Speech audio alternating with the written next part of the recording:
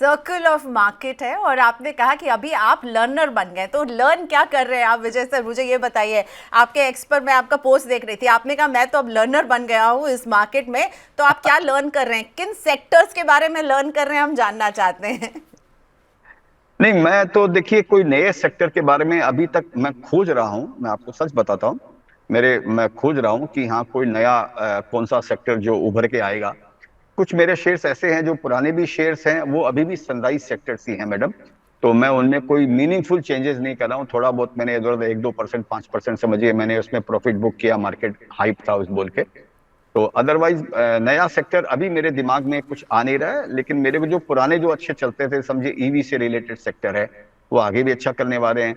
Telecom equipment वाले जो sector हैं वो आगे भी अच्छा करने वाले हैं। तो और भी कई सेक्टर्स माने, अगर ये इंडिया का विकास होगा तो ये चतुर्मुखी विकास होने वाला है। तो सारे सेक्टर अच्छे करेंगे, कोई ज्यादा अच्छे कोई कम अच्छे। आज के दिन जब अभी मैं आपसे बात कर रहा हूँ, अभी मेरे दिमाग में कोई नया सेक्टर नहीं आया कि ईवी से रिलेटेड, टेलीकॉम इक्विपमेंट से रिलेटेड ये शेयर्स मेरे को अच्छा लगता है। मिड कैप और स्मॉल कैप में कोई हम चाहेंगे कि आप बताएं रिटेल इन्वेस्टर्स को, अभी इस जब डिप करे बाजार तो कहाँ खरीदारी कर सकते हैं। आपके फेवरेट कुछ स्टॉक्स बताइए ना विजय सर।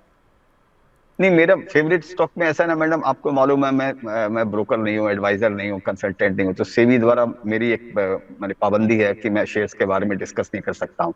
फिर भी मैं जैसे आपको हिंट दे रहा हूँ, जैसे मैडम मेरे को एयरलाइंस के शेयर्स बहुत अच्छे लगते हैं। मेरे को एयरलाइंस में अगले 10 साल की तेजी लगती है। मेरे को लगता है कि ये सनराइज सेक्टर है एयरलाइंस का। अब एयरलाइंस के तो 2 ही शेयर्स लिस्टेड है, तो आप उसमें बढ़िया शेयर्स ही आप लीजिए उसके अंदर।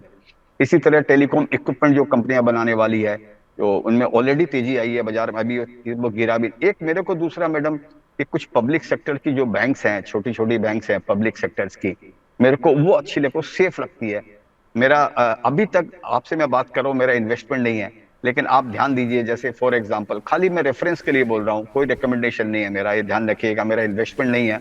हो सकता है मैं 1 घंटे बाद इन्वेस्ट कर भी दूं। जैसे बैंक ऑफ महाराष्ट्र है, आप देखिए ये आलीशान बैंक है ये, और सेफ है। ऊपर से 20 रुपया करीब घट चुका है, माने करीब 30% इसमें से ऊपर से भाव इसके गिर चुके हैं। मैडम मेरे को जैसे इस तरह के शेयर, ये इन्वेस्टर्स के लिए, नए इन्वेस्टर जो आते हैं ना, जिनको स्लो एंड स्टडी, जो safe share, margin of safety सबसे जरूरी है कि आपकी मूल धन यहाँ पर कम नहीं हो। उस कैटेगरी में जैसे ऐसे शेयर्स आ सकते। एक फेडरल बैंक है मैडम, ये प्राइवेट बैंक है लेकिन पब्लिक सेक्टर बैंक के जैसी वैल्यूएशन पे ये मिल रहा है। इसके आंकड़े बहुत अच्छे आए हैं, इसके नंबर्स बहुत अच्छे हैं। आगे भी मैनेजमेंट का इंटरव्यू सुनिए, नए नए शेयर होल्डर को बताओ, नए इन्वेस्टर्स को मैनेजमेंट के इंटरव्यू सुनते रहिए, मैनेजमेंट का कौन कॉल अटेंड कीजिए, उससे आपको आइडिया लगेगा।